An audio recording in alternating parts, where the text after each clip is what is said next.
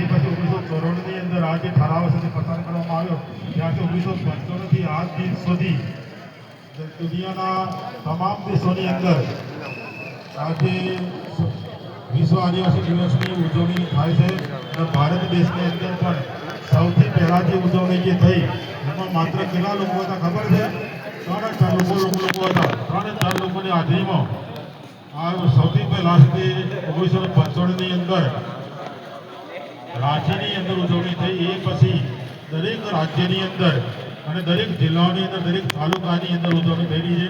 આજે 4 તાલુકા એટલે કે ખેડબ્બા, પોચીના, તોતા, હળદ 4 તાલુકાને સંયુક્ત ઉજવણી એ આજે અહીંયા લાંબડીયા ખાતે પારસ વિદ્યાલયની અંદર કરી રહ્યા છે.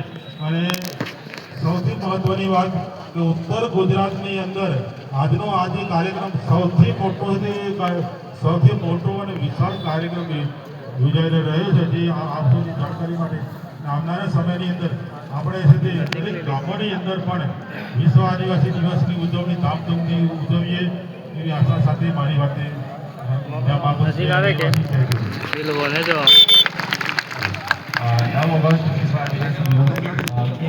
સમજવાનું છે શાના માટે ઉજવાય છે, એનો ધ્યેય શું છે. આ મેળો નહીં ભાઈ આ જંગલમાં બે નાહી ગયા, બરોબર ને?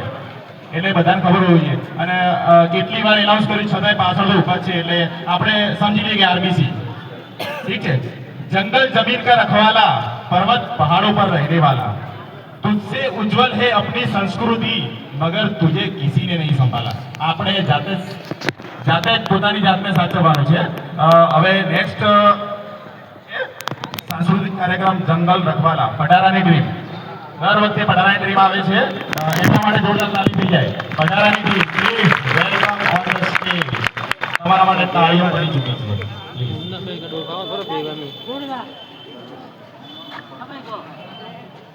પઢારાની ટીમ પતી જાય એના પછી નેક્સ્ટ છે આદિવાસીઓ પર થતા અત્યાચાર. સોલંકી વંશીભાઈ પોતાની સ્પીચ આપશે. પ્લીઝ રેડી રહેજો સર.